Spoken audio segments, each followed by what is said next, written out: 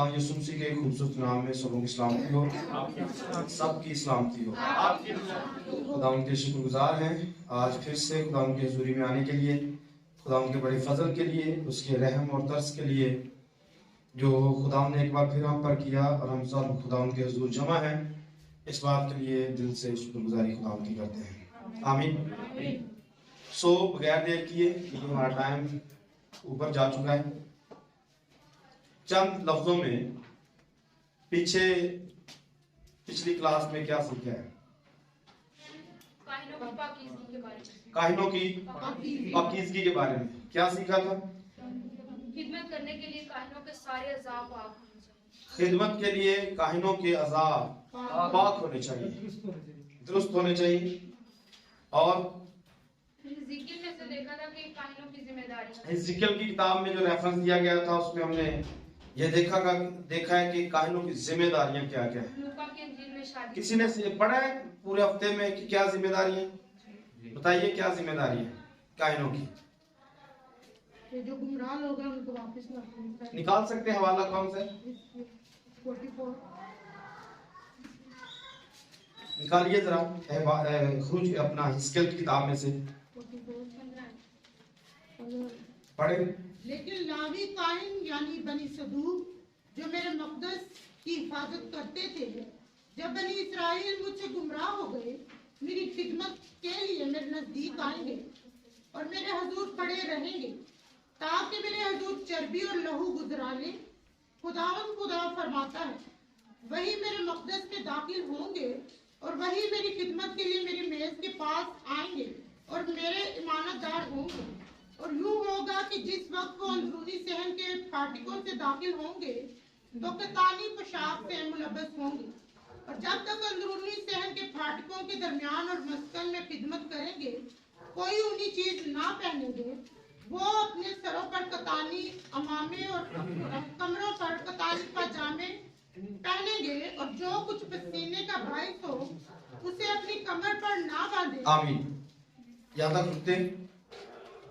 पीछे भी अफसोसनाक खबर यही थी कि काहिन आए ही नहीं थे, तो मजे की बात आज भी यही है कि जिनको सिखाना है वो आए नहीं है। जो पसीने का बायस बनता है, जो पढ़ा आपने, जो पसीने का बायस बनता है वो कपड़ा नहीं पहनते। ये खादमों की जिम्मेदारी है, लेकिन ऐसा होता है मजबा पर तो पसीनी जब तक बंदा ना होए उदों तक गल बनती नहीं। हम ऐसा समझते कि रूल कुदस आया ही नहीं है जब तक पसीनी ना बंदा हो जाए। मतलब पूरा टेल ला के, पूरा जोर ला के पसीना बंदा कढ़ता है। यहां तो मना किया गया कि पसीना जिस चीज से आता है वो पहनना नहीं है। क्यों? क्योंकि पसीने की बदबू आती है, और आप बदबू वाली चीज पहन के, आपके बदन से बदबू आ रही है और आप खिदमत कर रहे हैं। और फिर बड़ी मजे की बात है कि आप इशायर पानी भी दे रहे हैं, आप गजा भी गुजरान रहे हैं। बाइबल असूल चेंज हो चुके हैं। आगे क्या लिखा है पढ़िए जरा। अच्छा, यहां पर यह भी लिखा है कि जब खिदमत के लिए आना है तो लिबास फर्क है, जब खिदमत करके जाना है तो लिबास फर्क है। हमारा आज ये भी दस्तूर खत्म हो चुका है, हम एक ही सूट पहनते हैं और वही पहन के हर जगह पे घूमते हैं। बाजार में जाना है वही सूट है, शहर में जाना है वही है, घर में जाना है वही है, मजहब पे आना है वही है, जलसे जुलूस में जाना है वही है। पीछे पैगाम में मैंने बताया था, एक बंदा आपको बड़ी मन्नत मान कर सूट देता है और आप उसे पहन के जलसे में जा रहे हैं। तो वो सूट तो दिया था आपको खुदा मानकर, क्योंकि मन्नत मानी किसके लिए थी? मतलब खुदा की और बंदे की कमिटमेंट थी, जिसमें बंदे ने सूट दिया ये जानकर कि मैं ये खुदा को दे रहा हूं या दे रही हूं। तो खुदा ने सूट पहन लिया, बंदा गोया खादम काहिन जो है वो खुदा की जगह पर है, और खादिम ने काहिन ने सूट पहने और वो बैठ के वही सूट पहने फिल्म देख रहा है। कार्टून देख रहा है, वो जलसे में जा रहा है, जुलूस में जा रहा है, बाजार में जा रहा है, और वैसे ही घूमता घूमता है और सीधा मस्बा के ऊपर ठक ठक ठक ठक करके आके कलाम सुना दिया है। आपको समझ में आ रहा है? आपने और मैंने इस बात को सीखना है कि जिस चीज से हमारे बदन से स्मेल आती है, हमने उस चीज से परहेज करना है। क्यों? क्योंकि हम मज़बा पर खिदमत करने के लिए आते हैं। बेशक खुदा हमें ऐसे भी पाक समझता है, मतलब जब खुदा का रूह हम में आता है तो इसका मतलब ये तो नहीं होता कि खुदा का रूह आप में है तो आप पसीने पसीने होके ते गोड़े गोड़े बो आ रही हो। ऐसा होता है पैरों ਦੇ ਵਿੱਚੋਂ ਜਦੋਂ ਪਸੀਨਾ ਆਵੇ ਜਾਂ ਹੱਥਾਂ 'ਚੋਂ ਆਵੇ ਕੀ ਹੁੰਦਾ ਹੈ? ਜਰਾਬਾਂ ਪਾਈਆਂ ਹੋਣ ਤੇ ਪੈਰਾਂ ਦੇ ਵਿੱਚੋਂ ਪਸੀਨਾ ਆ ਰਿਹਾ ਹੋਵੇ, क्या हाल होता है? ये सारे हॉल में एक ही बंदा काफी है नक बंद करने वास्ते। अगर इंसान का ये हाल है तो खुदा जो पाकीज़गी का मंबा है उसके बारे में क्या विचार है? आगे क्या लिखा है जी? जब बैरूनी शहर में यानी अवाम के बैरूनी शहर में निकल आए तो अपनी खिदमत की पोशाक उतार कर पोशाक लाउनी है मुकद्दस ते वापस दूजी पाउनी है, क्योंकि अवाम च आ गया है। पहले खुदा कोल सी ते खुदा कोल जान दा लिबास फर्क है ते अवाम च आउन दा लिबास फर्क है। आगे मुकद्दस हुजरों में रखेंगे और दूसरी पोशाक पहने ताकि अपने लिबास से अवाम की तकदीस ना करें। अपने लिबास से अवाम की तकदीस ना करें।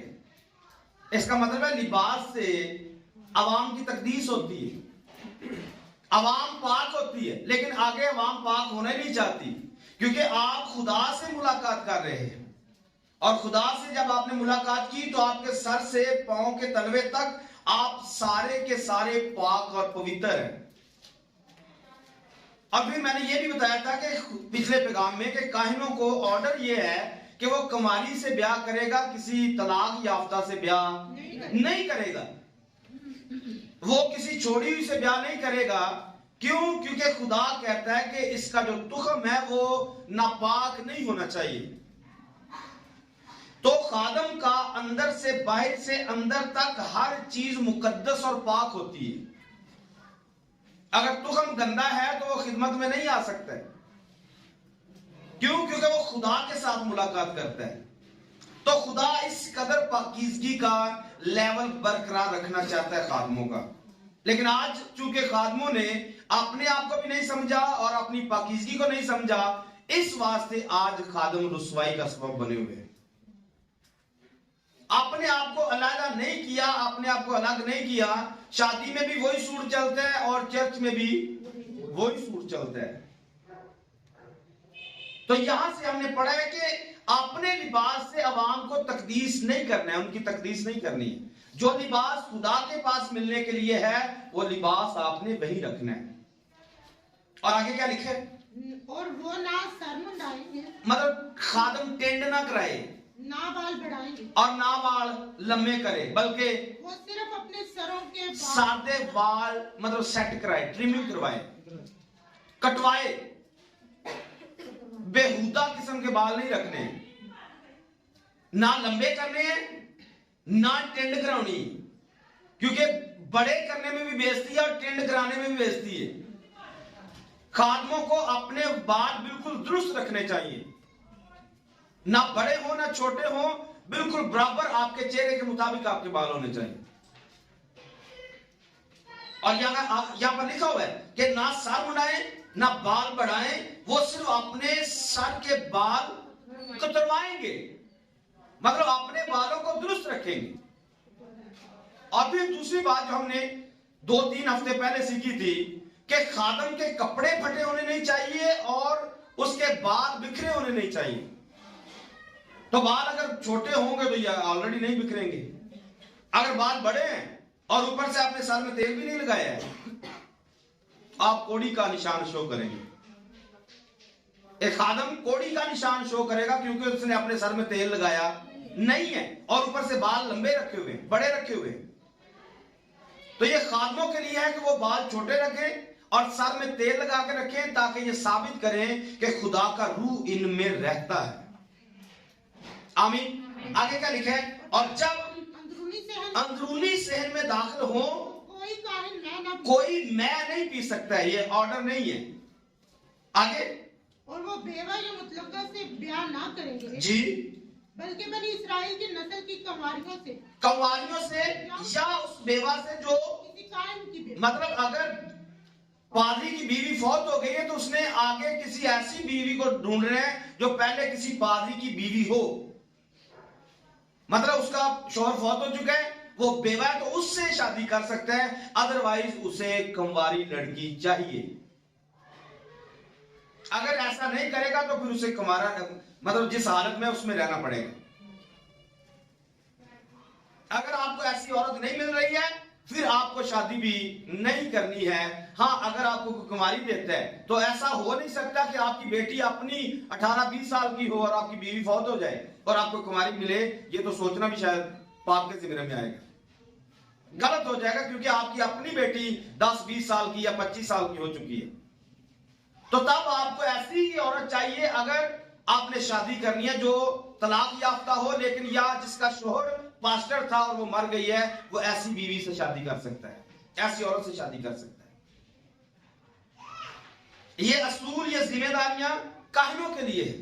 आगे क्या लिखा है जी, और वो मेरे लोगों को मुकद्दस और आम में फर्क बताएंगे। जब पादरी खुद फर्क करेगा तो वो दूसरों को भी बताएगा, लेकिन खुद खादम खुद ही नहीं अमल करता, ना मुकद्दस को जानता है ना आम को जानता है, तो ये दूसरे को क्या सिखा सकता है। तो खादम के लिए नहायत जरूरी है कि वो दुनियादारी के कामों से खुद अलग रहे। जैसे पतरस ने कहा कि हम दुआ में और कलाम में मशगूल रहेंगे। अगर आपने खिदमत करनी है, काहिन बनना है, पादरी बनना है, तो आपको दुनिया के सारे काम लोगों को देने पड़ेंगे। आप खुद इन कामों से अलग होकर सिर्फ कलाम के लिए और पाकीज़गी के लिए अपने आप को रखेंगे। अगर आपने खिदमत कलाम की करनी है, ऐसा नहीं हो सकता कि आप दुनिया के मामलात में भी पड़े रहें और अपने आप को आलूदा करते रहें और आके कलाम सुनाते रहें, ऐसा मुमकिन नहीं है। एक चश्मे से दो तरह का पानी नहीं निकल सकता है। और आगे क्या है जी, उनको नजिस और ताहिर में फर्क इम्तियाज करना सिखाएंगे। झगड़ों के फैसला के लिए क्या लिखा है, सारे पढ़िए जी। पादरी क्या करेंगे जी, झगड़ों के फैसला के लिए पादरियां जी अपनी लड़ाई ना मुक दिए, पादरियां जी आप ही लड़ाई ना मुक दी होवे, इन्हां दूजियां ने फैसले की करने। आज जिस मुआशरे में हम रह रहे हैं, यहां तो खादमों के अपने झगड़े खत्म नहीं होते, अपने मामलात इतने डिस्टर्ब हैं कि हम खादम चाहकर भी अपने मामलात हल नहीं कर पा रहे। किसी दूसरे के झगड़े को हमने क्या सॉल्व करना है। लेकिन यहां पर जिम्मेदारी है, लिखे वो झगड़ों के फैसला के लिए खड़े होंगे और मेरे काम के मुताबिक अदालत करेंगे। यानी कि पादरी जज होता है, पादरी जज होता है। एक खादम कलीसिया के अंदर, चर्च के अंदर एक जज की हैसियत रखता है, ताकि वो लोगों के झगड़ों को देखे और उनके फैसले कर सके। लेकिन फैसले तो तब होंगे जब ये खुद पाकीज़गी में रहेगा, जब ये खुद खुदा के साथ रहेगा और खुदा इसके साथ रहेगा। क्योंकि खुदा दुरुस्त रहनुमाई करेगा तो किसी का फैसला हो सकता है, अदरवाइज ये मुमकिन नहीं है। आगे क्या है जी, और वो मेरी तमाम मुकर्ररा ईदों में मेरी शरीयत और मेरे आयन पर अमल करेंगे। मेरे सबतों को, ये वाली फिल्म तो आज बिल्कुल कलीसियों से गायब है। ये शरीयत की बातें, आयन की बातें, कानून की बातें, ईदों की बातें, ये तो कलीसियों से ना जाने कहां पर चली गई। और ये जिम्मेदारी किनकी है, ये काहिनों की जिम्मेदारी है कि लोगों को सिखाया जाए कि दुरुस्त ये है। काहिनों को, खादमों को मुकर्रर इसलिए किया जाता है ताकि वो लोगों को नजिस में और ताहिर में फर्क दिखाएं, मुकद्दस में आम में फर्क सिखाएं। आमीन। और ये तब मुमकिन है जब खादम खुद दुरुस्त होगा तो दूसरे को सिखा पाएगा। आमीन। अगर ऐसा नहीं है तो फिर पाकीज़गी में रहना भी मुश्किल है। तो ये पिछले पैगाम का हिस्सा है, मैंने इसको पीछे कवर करना था लेकिन टाइम चूंकि बहुत ज्यादा हो गया था इसलिए मैंने इसको छोड़ा है। ये आगे भी आप पढ़ेंगे तो आगे बहुत ज्यादा बातें जो खादम के लिए जिम्मेदारी है, खादमों की जिम्मेदारियों में शामिल है कि सबसे पहले वो अपनी पाकीज़गी का ख्याल रखे। आमीन। अगर खादम पाक नहीं है तो वो किसी को पाकीज़गी की तालीम भी नहीं दे सकता है। अगर खादम खुद पाक है तो वो दूसरे को कह सकता है कि पाक बनो, क्योंकि खुदा खुद पाक है इसलिए वो दूसरों को कहता है कि तुम भी पाक बनो। पौलुस ने कहा मैं मर गया था अब जिंदा हूं। अब्दुल बाद यीशु ने कहा, पौलुस ने कहा कि अब मैं मर गया हूं, मसीह मुझ में जिंदा है। यीशु ने कहा मर गया था अब जिंदा हूं और अब्दुल बाद जिंदा रहूंगा। पौलुस ने कहा मैं मर गया हूं, मसीह मुझ में जिंदा है। तो खादम को, मुझे, आपको इस कदर अपने आप को रेडी करना है कि हम ये कहने वाले बन जाएं हम मर चुके हैं और मसीह हम में, क्योंकि मसीह जो है ये पाकीज़गी का मंबा है और जब वो हमारी जिंदगी में आता है फिर हम दुनियादारी से अलग होते हैं। तो खादम को अपने आप को इस कदर अपने आप को मेंटेन करना है कि वो खादम बदी से, बदकारी से, गुनाह से अपने आप को इतना दूर रखे जितना खुदा अपने आप को बदी से दूर रखता है। क्योंकि लिखा हुआ है कि खुदा की आंख इतनी पाक है कि वो बदी को तो खादम की पाकीज़गी का लेवल भी यही होना चाहिए, वो ये कह सके कि मेरी आंख इतनी पाक है कि बदी को देख नहीं सकती। क्यों? क्योंकि उसने खुदा के साथ, उसके साथ मुलाकात करनी है, उसके साथ एक होना है। अगर ऐसा नहीं है तो फिर खादम अभी बहुत ज्यादा दूर है। खादम अभी बहुत ज्यादा दूर है। तो आप चूंकि खादम बन रहे हो, आपका 2 साल कंप्लीट होने वाले, तो आपको इस बात को समझना है कि जब आपने खिदमत के मैदान में निकलना है तो आपने लोगों को यह नमूना देना है, लोगों को सिखाना है कि भाई देखो जैसे हमने अपने आप को दुनिया से अलग किया है, अपने आप को पाक किया है, तुम्हें भी अपने आप को पाक करना है। क्योंकि आज का जमाना बहुत ज्यादा मुश्किल है।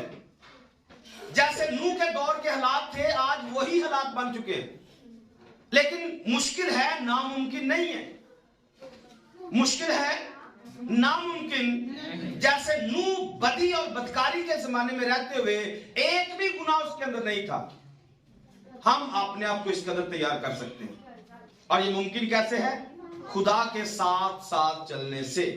लिखा है नूह खुदा के साथ साथ चलता था, और साथ साथ चलने का मतलब होता है वॉक करना, कदम के साथ कदम मिलाकर चलना है। जहां पर खुदा कदम उठाता है हमने उठाना है, जहां पर खुदा कदम रोकता है हमने रोकना है।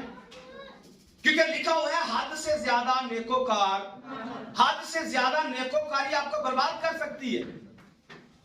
मिसाल आप मिसाल डाल सकते हैं इसके लिए, समझने के लिए, समझाने के लिए। हद से ज्यादा नेकोकारी किसे कहते हैं? मिसाल डाल सकते हैं? कैसे कैसे कहेंगे जी? आप लोगों को सिखा रहे हैं, बाजार में आप गए या मुआशरे में गए, आप लोगों को टीच कर रहे हैं, आपने लोगों को सिखाना जी हद से ज्यादा नेकोकार आपने नहीं बनना है। अगर 2 कुर्ते हैं तो एक उसको देना है जिसके पास नहीं है।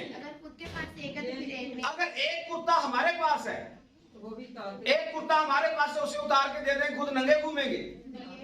आपके पास पैसे ही नहीं है, आपसे लोग मांग रहे हैं, आप कर्जा उठा के दे रहे हैं, आप हद से ज्यादा नेकोकारी करने की कोशिश कर रहे हैं। जलील होने के सिवा कुछ भी नहीं मिलेगा। जलालत और रुसवाई आपका मुकद्दर बन जाएगी, रोना आपका मुकद्दर बन जाएगा, क्योंकि जो आपके पास नहीं है आपने वो करके दिखाया है। बाइबल ये कह रही है कि अगर 2 कुर्ते हैं तो एक उसको देना जिसके पास नहीं है। अगर 2 हैं तो एक देना है। अगर एक ही है या एक भी नहीं है, किसी दूसरे से अधारा देकर आपने किसी को दिया है, तो ये हद से ज्यादा नेकोकारी है। तो ये अलाउ नहीं है, बाइबल अलाउ नहीं करती है। जहां पर खुदा चलने के लिए कहता है चलना है, जहां पर रुकने के लिए कहता है हमने रुकना है, तब हम जिंदगी दुरुस्त गुजार सकते हैं। तब खादम अपनी पाकीज़गी का लेवल बरकरार रख सकते हैं। अदरवाइज ऐसा होगा आपने किसी से पकड़ के दिए, कोई आपको बेइज्जत करता रहेगा, आपका म्यार दिन ब दिन डाउन होता रहेगा। आपको लोग गलत निगाह से देखेंगे। बेशक आप ठीक भी थे, लेकिन आप गलत हो चुके। क्यों? क्योंकि आपने हद से ज्यादा नेकोकारी करने की कोशिश की। आप किसी दूसरे की वजह से बेइज्जत हो जाएंगे। आपके पास है तो दे, नहीं है तो साफ जवाब दे, नहीं है जी। ये हद से ज्यादा नेकोकारी। अगर आप लोगों को देखेंगे, लोग बड़े चालाक हैं, लोग सारे ही काम कर लेते हैं। अगर कोई अपने घर को चला रहा है, वो कर्जा भी बैंक से ले सकता है, ऐसी बात नहीं है। एक खादम से ज्यादा सोर्सेज लोगों के पास मौजूद है। खादम को लोग अपने सिर्फ यूज करने के लिए रखते हैं, क्योंकि हमारा टॉपिक खादमों की पाकीज़गी पर है। तो खादमों ने, काहिनों ने, हमने अपनी पाकीज़गी को बरकरार रखना है। लोगों की वजह से अपना म्यार खराब नहीं करना, क्योंकि हम लोगों की नहीं, खुदा की बात मानने के लिए हैं, या खुदा के साथ हम जुड़ने के लिए हैं। हम लोगों की वजह से अपना म्यार डाउन नहीं कर सकते। हम पाकीज़गी को खराब नहीं कर सकते हैं, अपने नाम को और खुदा को बदनाम नहीं कर सकते हैं। तो ये बातें थोड़ी टफ है, लेकिन ये जरूरी है।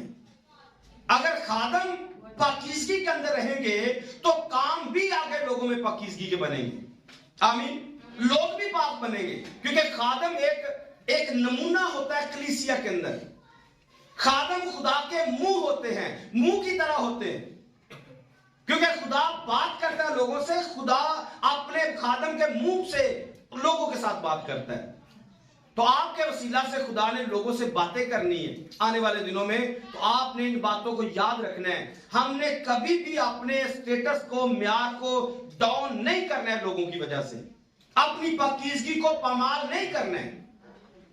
अपने आप को पाक रखना है खुदा के लिए, क्योंकि हम खुदा की मेज लोगों के अंदर सर्व करते हैं, या उसका बदन लोगों को देते हैं, उसका लहू पीने के लिए देते हैं, या दूसरे लफ्जों में हम जिंदगी को लोगों के सामने पेश करते हैं। तो खादम को दुनिया से, लोगों से, चर्च से ऊपर होना है। खादम को खुदा की जगह पर रहकर काम करना है। तो ये खादमों की खास स्टडी है जो अहबार की किताब में हमने पीछे पढ़ी है, उसको हम छोड़ के आगे निकल चुके हैं। क्योंकि मैंने पिछले पैगाम में कहा था, एक एक लफ्ज पढ़ने के लायक है, एक एक आयत तफसीर के लायक है। हम किसी भी आयत को छोड़ नहीं सकते, लेकिन चूंकि वक्त इतना नहीं होता है कि जिसमें हम बहुत ज्यादा बातें कर सके। सो आइए आज के हवाला जात नोट करते हैं।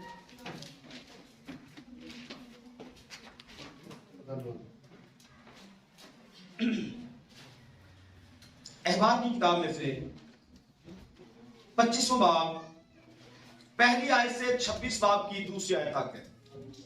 आज बहुत ही छोटा सा हमारे पास हिस्सा है जिसको पूरे हफ्ते में आपने पढ़ना है। 25 बाब और उसकी पहली आयत से 26 बाब की दूसरी आयत तक है।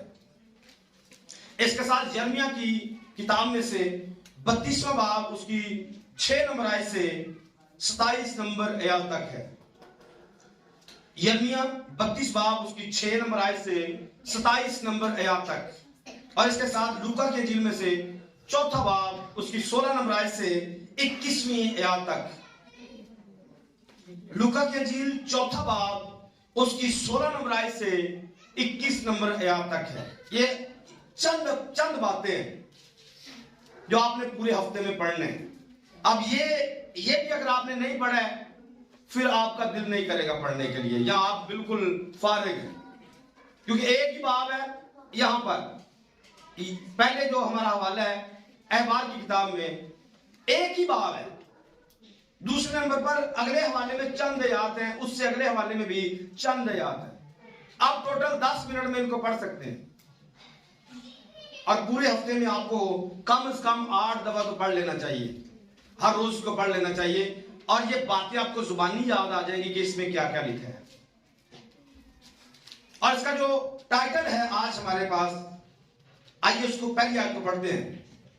अहबार की किताब 25वें बाब की पहली आयत से। और खुदावंद ने कोहे सीना पर मूसा से कहा। खुदावंद ने कोहे सीना पर मूसा से कहा। खुदावंद ने कोहे सीना पर से मूसा से, ये टाइटल है आज, कोहे सीना पर से, यानी कि पहाड़ पर आज का जो टाइटल है पहाड़ पर, यानी कि कोहे सीना पर। खुदावंद ने कोहे सीना पर मूसा से बातें की हैं। तो आज का जो टाइटल है वो पहाड़ पर है। और याद ये भी रखना है कि अगर ये पहाड़ पर टॉपिक है तो आपको पहाड़ पर चढ़कर ही ये बातें समझ में आएंगी, आपको नीचे रहकर कभी भी समझ में नहीं आएंगी। आपको किसी पहाड़ पर, बुलंदी पर, ऊंचाई पर चढ़ना है और वहां पर चढ़कर आप इन बातों को समझ सकते हैं, क्योंकि मूसा पहाड़ पर गया है, कोई सीना पर गया है, खुदा के पास गया है, तो ये बातें खुदा ने फरमाई है। और अगर हम खुदा के पास जाएंगे, ऊंचाई पर चढ़ेंगे, फिर हम भी इन बातों को समझ पाएंगे इनमें क्या लिखा हुआ है। आमीन। सो आज का टाइटल क्या है जी? कोई सीना पर, या दूसरे लफ्जों में पहाड़ पर। आज कोई सीना पर या पहाड़ पर हमारा टॉपिक है। दूसरी आयत पढ़िए कोई भी बंदा, 25 बाब की दूसरी आयत को पढ़िए। बनी इस्राएल से क्या है? बनी इस्राएल से क्या है? जब तुम उस मुल्क में, जब तुम उस मुल्क में मैं तुमको देता, जो मैं तुमको देता हूँ दाखिल हो जाओ, तो उसकी जमीन भी खुदावंद के लिए सबत, खुदावन के लिए सब्बत को माने।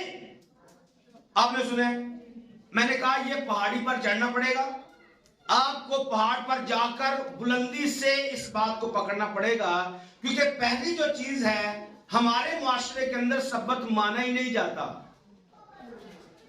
हमारे मुआशरे में सब्बत माना ही, अगर कोई बड़ी छलांग लगाता तो वो यहां पर पहुंच जाता है कि सब्बत इतवार है।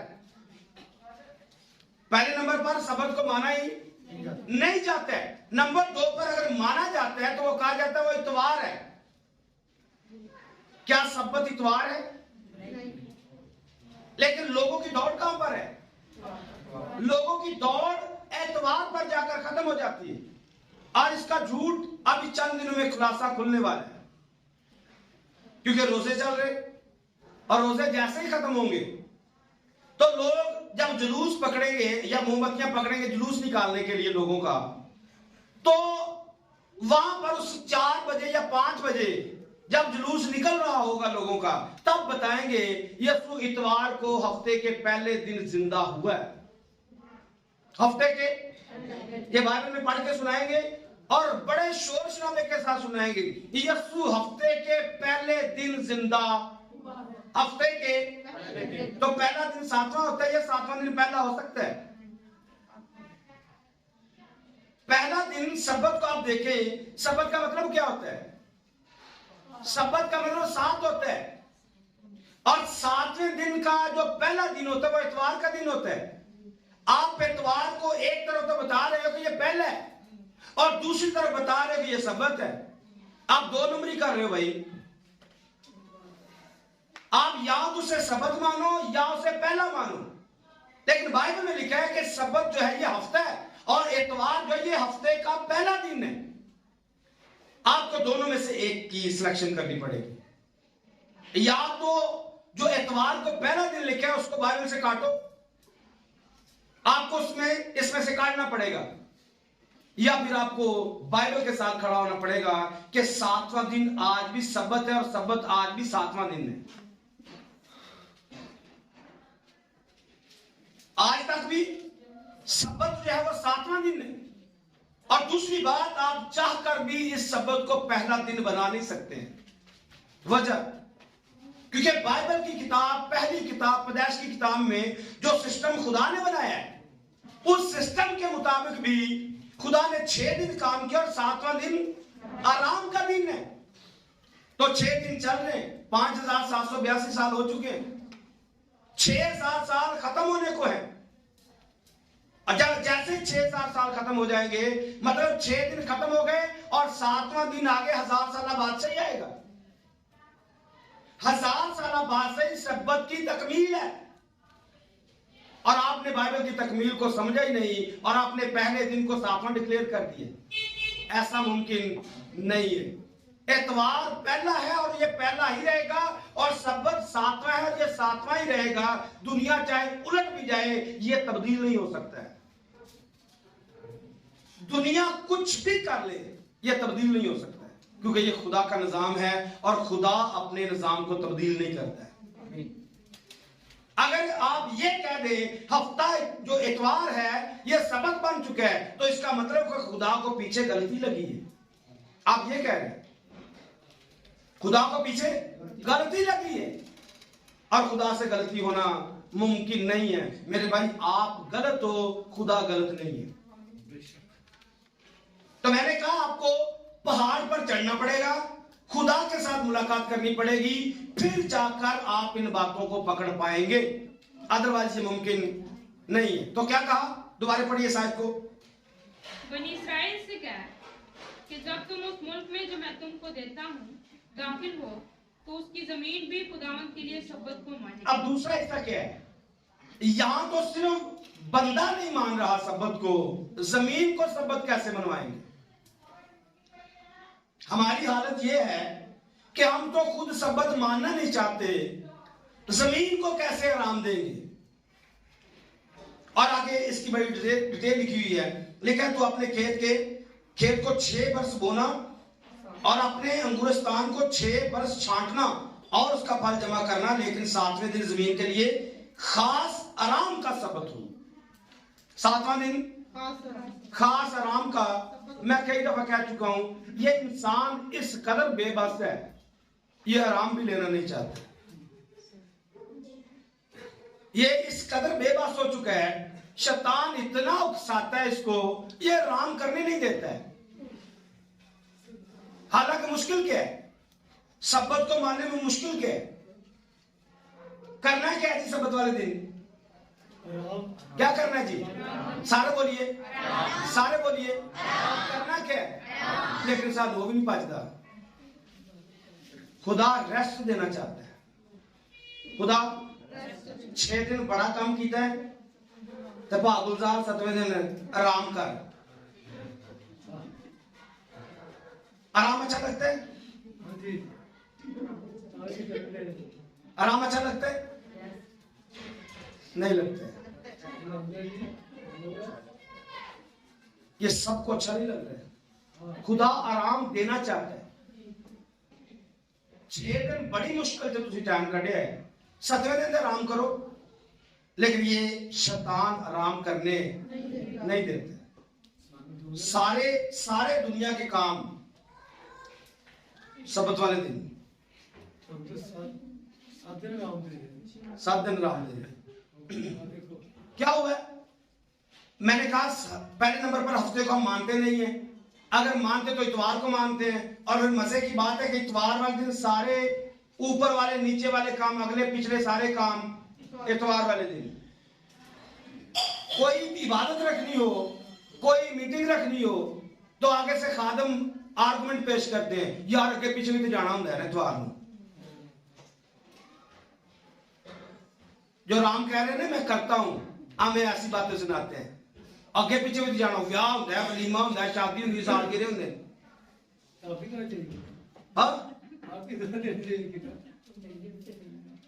मैं ये कह रहा हूं कि होना क्या चाहिए, आराम होना चाहिए। और आराम कहां पर है, खुदा की हजूरी में।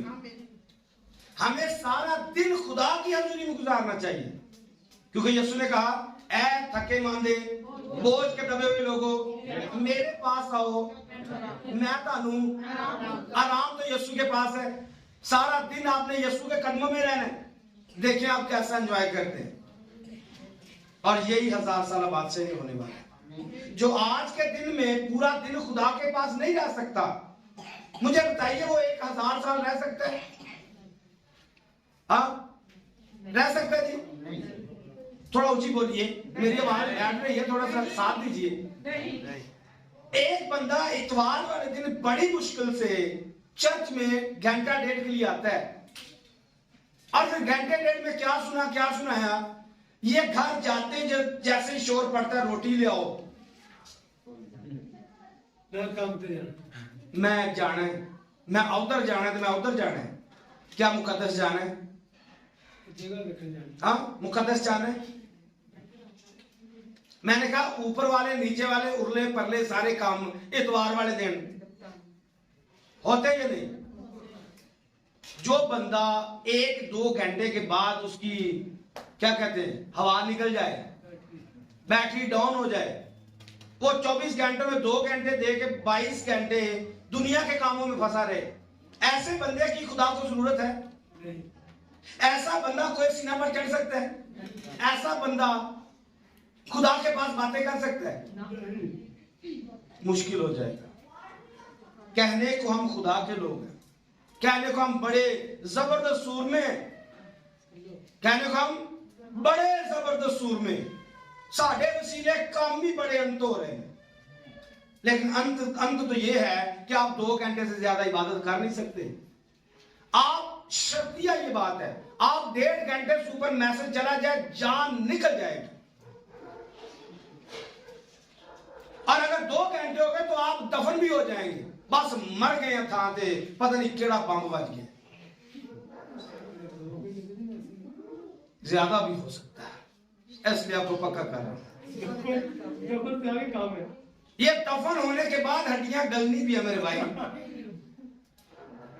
मैं ये कह रहा हूं कि ये बंदा जो इस कदर परेशान होता है कलाम से, मुझे बताइए ये बंदा 1000 साल बादशाह में जा सकता है? जा सकते हैं? नहीं जा सकता। तो आपके यहां फिर आने का मकसद क्या है? छोड़ दे सारा डैश ड्रामा।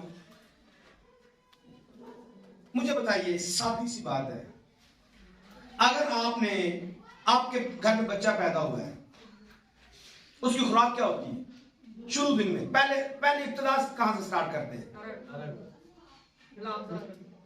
इससे भी थोड़ा पीछे आ जाए। एक तजर्बेकार अभी बंदा हमारे पास आया है, हमारे स्टूडेंट है, बैठे हुए, बेटी पैदा हुई उनको ज्यादा तजर्बा है। कहां से स्टार्ट होता है जी? दूध से तजर्बा काटे, गुड़ती यहां से शुरू होते हैं। गुड़ती किस बात की? कोई शहद चटाओ, शहद चटाओ, कोई रसगुल्ले का कोई चीज लाओ, मिठी शहद जुबान लाओ, लगाते हैं नहीं? और फिर बंदा तलाश करते हैं, बंदा तलाश करते हैं, क्योंकि मां प्यो आप ही देश काबल हुंदा कोई नहीं, लभना पैंदा कोई सही जमाने च बंदा है तो साडा बाल इहदे वर्गा हो जाए। होता है नहीं? तलाश करते जमाने में केड़ा सही है, ओनू उदी गुड़ती दवा लेने आ ते बाली ओनू दे दो, वो ताड़े वर्गा बना देगा या अपने वर्गा बना देगा। गुड़ती तो बाप की होनी चाहिए, बाप को देनी चाहिए। मेरा बच्चा है, मेरी बेटी है, मेरे जैसी होनी चाहिए, किसी दूजे वर्गी क्यों? तो जब दूजे वर्गी हो गई तो फिर कहना मां प्यो तो नहीं गए और दूजे तो चल गए नहीं, फिर गुड़ती का गना हो गया। अगला काम क्या है? गुड़ती के बाद अगला काम क्या जी?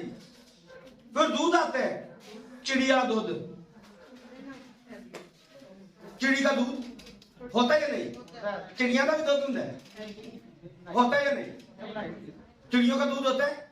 देखना हो तो हॉस्पिटल में राब्ता करें, वो रिकमेंड करते हैं चिड़िया का दूध पियोना है। ओ भाई निशान को छोड़ो, मैं जो कह रहा हूं उसको पढ़ो, पकड़ो, नाम को छोड़ो जी, क्या है, मैं चिड़ी की बात कर रहा हूं। चिड़िया का दूध पियो बालान, होता है या नहीं? यहां से स्टार्ट करके फिर मां का दूध, फिर उसके बाद थोड़ा सा बड़ा हुआ सिरिलैक, फिर उसके बाद दूसरे तीसरे खाने, फिर जेडी शह आई। हमारा एक बेटा है, जेडी शह लबे तसत बुलाओ इन्हें नाल चौकड़ी मार के बह जाए, मतलब जेडी शह आवे तसो तस। क्यों? क्योंकि जो भी जा रहा है हजम, जो भी जा रहा है रुकावट कोई भी नहीं, खाने की लिमिट बढ़ती जा रही है, बढ़ती जा रही है। एक लिमिट होती है जिसमें दूध पिलाया जाता है, वही बच्चा उल्टी करके अंत दो सुट रहा है। आप सोचिए आप किस जगह पे, कितने सालों से चर्च आ रहे हैं, कलाम सुनते हैं, फीड करते हैं, उल्टी कर देंगे, दो हजम नहीं हो रहा, कोई कलाम सुनाते हजम ही नहीं हो रहा। श्रीलैक पे भी नहीं अभी तक आए, कोई श्रीलैक ही मिल जाए, गसात चेंज हो जाए। पादरी अगर चर्च का टाइम नहीं बता रहे तो आखो भाई बुढ़े हो चले मरण ते आ गए, चर्च का टाइम क्यों नहीं बता रहा, कलाम का टाइम क्यों नहीं बता रहा, असा बाल नहीं रखना ही। ये कौन सा तरीका है कि आपने जब से पैदा हुए 2 घंटे से टाइम बढ़ाया ही नहीं है? आप इतने ये बच्चे के बच्चे ही रहने हैं।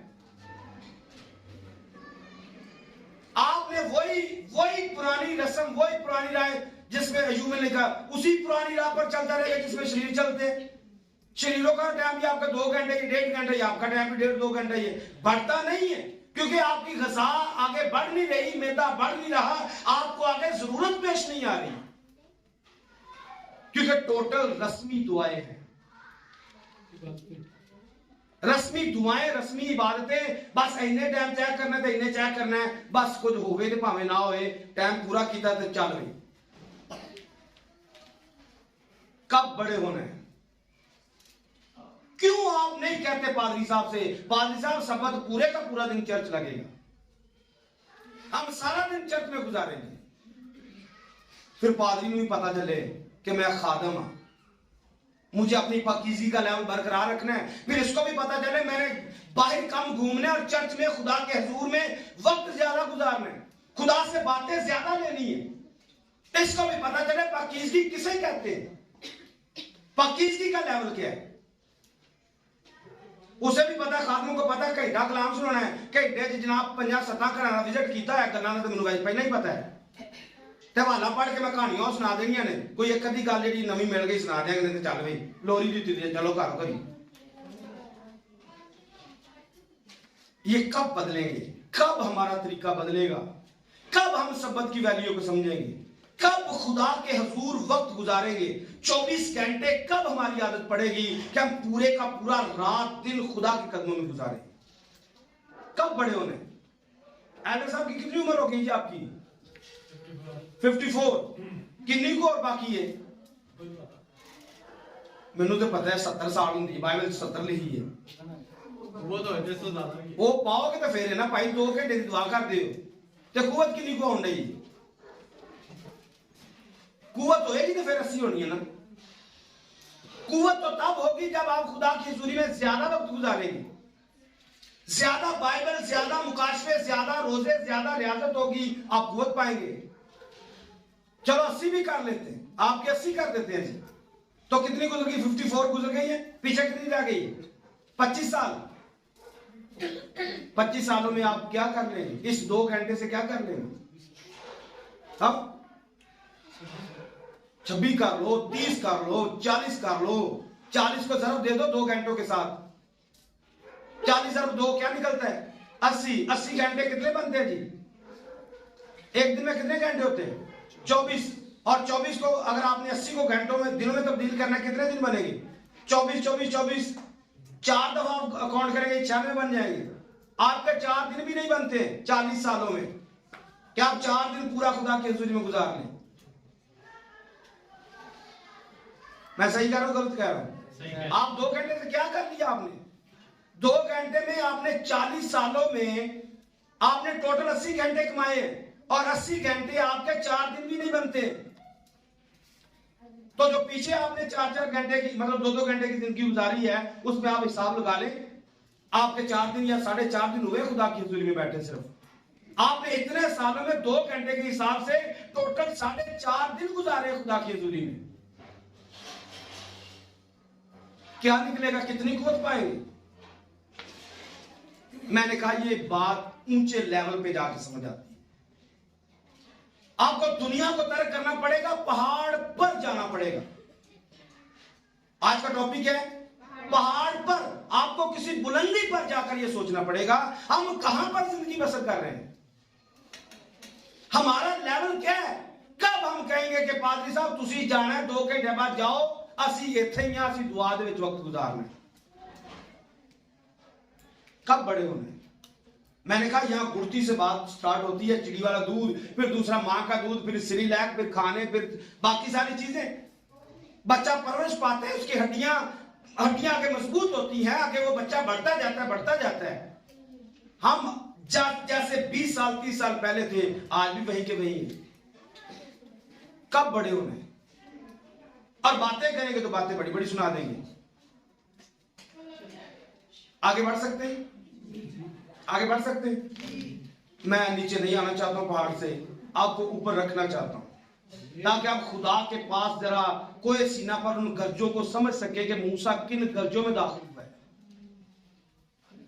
मूसा गर्जों में दाखिल होते हैं, पहाड़ कांपते हैं, पहाड़ आपको भी आज कांपना चाहिए। पादरी केड़े लेवल से चढ़ गए, लोग ऐसे ही काम तो नहीं रहे थे, पहाड़ कांप रहा था, लोग डेरों में डर रहे थे। क्यों डर? हमारे अंदर कमी है। मूसा को डर नहीं आता है, पहाड़ कांप रहे हैं, मूसा चढ़ता जा रहा है। क्यों? क्योंकि ये पाकीज़गी में रहता है, ये पाकीज़गी में रहता है। ये भी बंदा और बाकी भी सारे बंदे, ये भी बंदा है, बाकी भी सारे बंदे हैं। बाकी उस पहाड़ से, कांपने वाले पहाड़ से डर रहे हैं, लेकिन ये उस पर चढ़ रहा है। तो हमने भी इस पर चढ़ना है। जो बातें सुनाई जा रही हैं, हमने अपना लेवल चेंज करना है। ये तो कच्ची पक्की वालों का टाइम टेबल होता है जी, 2 घंटे की इबादत है, इससे आगे नहीं बढ़ना है। ये कच्ची के कायदा है, ये प्ले ग्रुप की स्टडी है, और आपने इससे आगे निकलने की कोशिश नहीं की है। ये शेखी की बात नहीं है। 2 घंटे तो हमारे बच्चे कलाम सुना रहे हैं, चर्च रात के अंदर बच्चे 2 घंटे का कलाम सुना रहे हैं। अगर तजर्बा किसी दिन करना हुआ तो यहां पर आपको करवा देंगे। अपने आप को बड़ा करें। और मैंने ये साल जब दूसरा साल मतलब पहले स्टार्ट हुआ था, ये स्टडी स्टार्ट हुई थी, तब मैंने खादमों से कहा था, अगर आप दुरुस्त ना हुए, कल ये बच्चे आपकी बिल्कुल नहीं सुनेंगे। और आज वो वक्त आ चुका है, खादम अपनी हैसियत खो रहे हैं, क्योंकि खादमों के पास वक्त नहीं है खुदा को देने के लिए।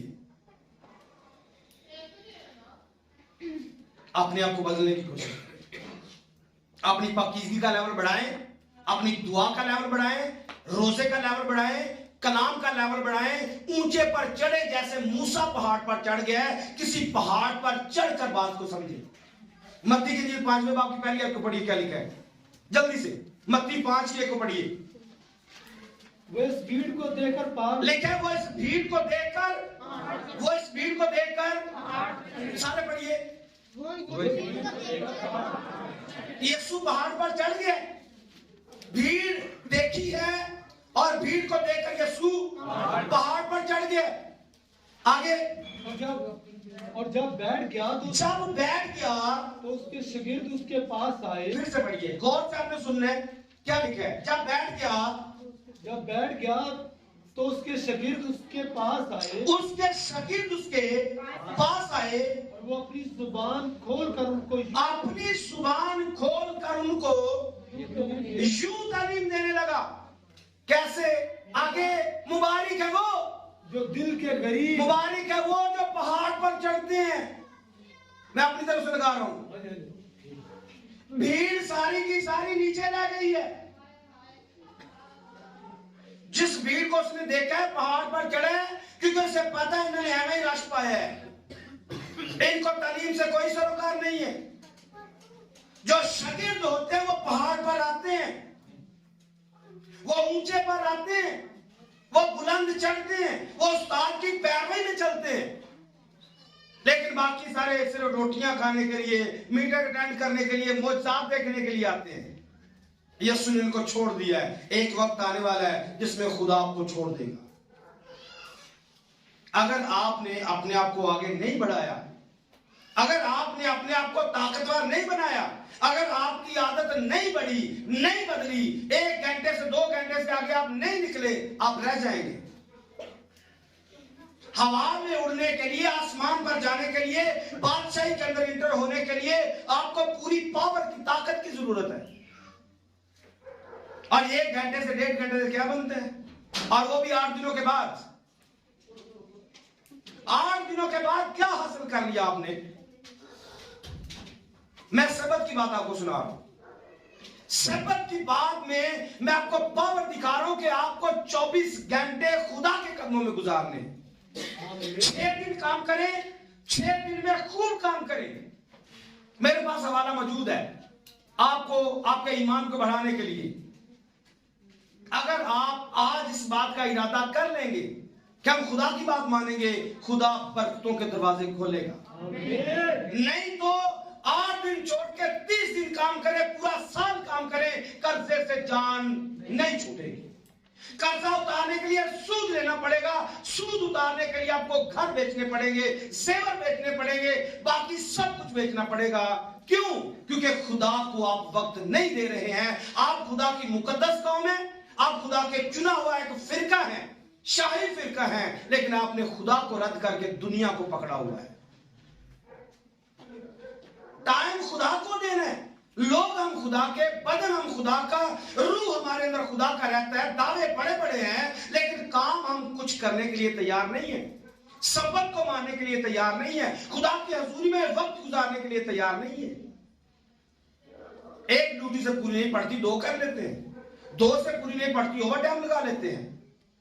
आप 1000 बार ओवर टाइम लगा दें, कुछ भी आपके हाथ आने वाला नहीं है सिवाय जिल्लत और रुसवाई के। मुझे बताइए कितने लोग ओवर टाइम लगा रहे हैं, कितनी कोठियां बना ली उन्होंने। ये हमारे साथ एक वाक्य ऐसा हुआ है, ये एक सच्ची बात है, घरेलू बात है, लेकिन सिर्फ समझाने के लिए। एक बंदा बिजली कटवा दी उसने बिल के डर से। अब हमारे मीटर पर वो चोरी पानी भरता है। बिजली कटवा दी, बिल नहीं दे सकता हूं, लेकिन पानी हमारे मीटर से भरता है। मुझे इस बात का इल्म भी है। 2500 रुपया लेना है मैंने उससे, साल होने वाला है। इस महीने बोला है यार वो पैसे, मुझे शर्म आती है आपको कहते हुए, तो अगर दे दे तो आपकी मेहरबानी। कह रहे जी अद्धे इस वारी दे देंगे ते अद्धे अगली बारी दे देंगे। करता क्या है? चोरी बिजली जलाता है, चोरी जलाकर भी पूरी नहीं पड़ रही है, और हम सब कुछ देखते हुए, बर्दाश्त करते हुए ठाट के साथ जिंदगी बसर कर रहे हैं। मैं आपको फर्क दिखा रहा हूं, फर्क जानकर जिए, फर्क समझे। आप कितना वो टाइम कमा लेंगे, कमा लेंगे, कमाओ जितना मर्जी कमाओ, होगा क्या? बुढ़ी बीमार, बंदा बीमार, फलाना बीमार, फलाना बीमार, जितने आए डॉक्टर की नजर। हो नहीं सकता कि आपके हालात दुरुस्त हो जाए, क्योंकि आपने खुदा को पीछे किया है, खुदा ने आपको पीछे किया है। और जो खुदा को पीछे करता है, खुदा उसे पीछे कर देता है। मैंने कहा आपको मानना पड़ेगा, आज आपको पहाड़ पर चढ़ना ही पड़ेगा, आपको आज बुलंदी पर जाना ही पड़ेगा। पढ़िए मत्ती के इंजील से क्या लिखा है।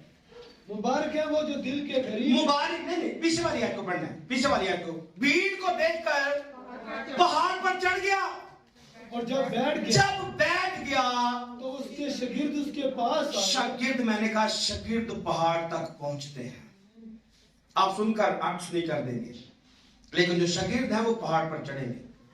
यीशु मसीह ने सारी बातें सुनाने के बाद एक जुमला बोला।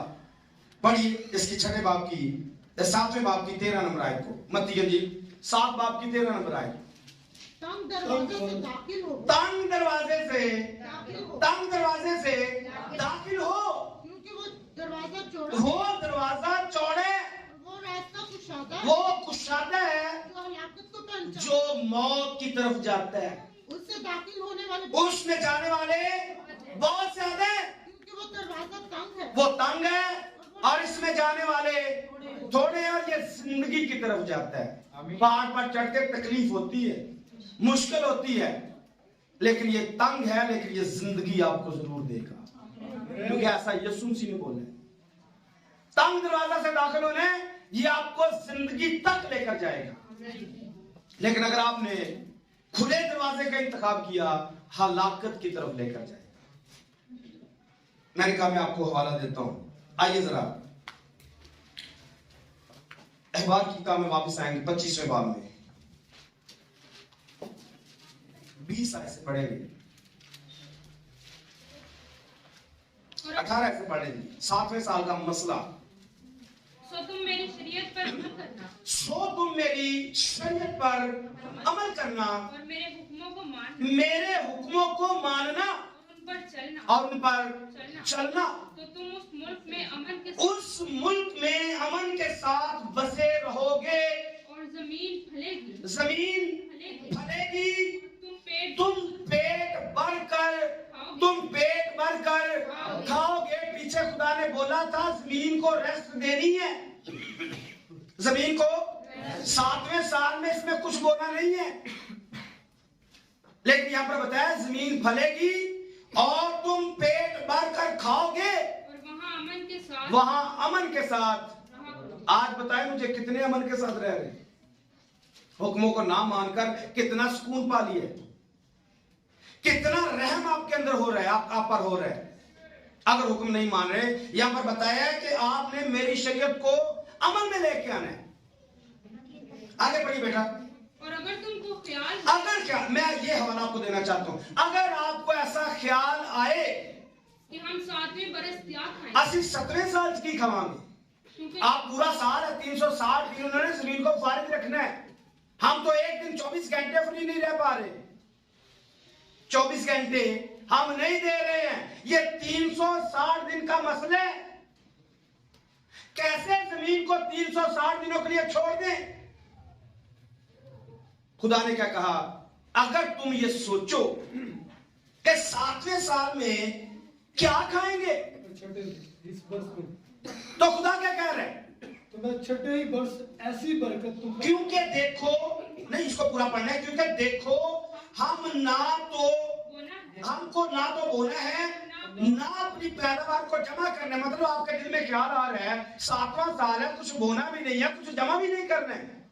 अगर ख्याल आ जाए तो खुदा क्या कहते हैं, तो मैं छठे ही बरस छठे ही वर्ष में, ऐसी बरकत तुम पर नाजिल छठे साल में ऐसी बरकत तुम्हें दूंगा कि तीनों साल के लिए 3 साल, मतलब कौन सा, छठा, 7वां, 8वां, मैं छठे साल में ऐसी बरकत दूंगा। क्या लिखा है, छठे साल में ऐसी बरकत तुम पर नाजिल करूंगा कि तू तीनों साल के लिए काफी गल्ला पे हुक्म मानकर तू देखे, हुक्म ये खुदा के हाथ में देकर तो देखे, आराम में आने की कोशिश तो करके देखें। फैसला कर ले आज पहाड़ पर चढ़ने, हमने सबत की कदर करनी है, हमने सबत की कोई दूसरा काम नहीं करना है, हमने खुदा के कदमों में पूरा वक्त गुजारना है।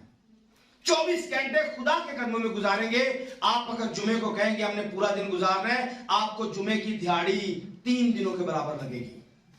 ये आवाज नहीं आएगी महीने तो वेले बैठे हैं, ये आवाज पादरी सैमुअल के कानों तक कभी भी नहीं आएगी जो आज आती है, महीने तो वेले बैठे हैं जी। वजह क्या, क्योंकि आपने खुदा का टाइम बर्बाद किया है। जुमे को दिहाड़ी इतनी लगेगी कि जुमे का दिन भी, हफ्ते का दिन भी, एतवार का दिन भी आपका बिल्कुल अच्छे से गुजरेगा। मैं ऐसा यहां पर लिखा हुआ है। यहां तो मैंने 3 दिनों की बात की है, 3 को जरा 360 के साथ जरब देकर देखिए कितने दिन बनते हैं। 360 को जरब देंगे, 3 के साथ जरब दे जरा,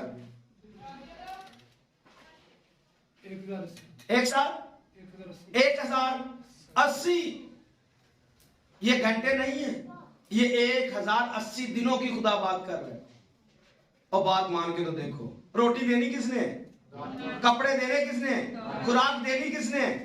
यीशु मसीह ने कहा खाने पीने पहनने के चक्रों में गैर कौमें रहती है, खाना की है, पीना की है, पौना की है। और भाई ये तो गैर कौमों का काम है, ये तो बोलिए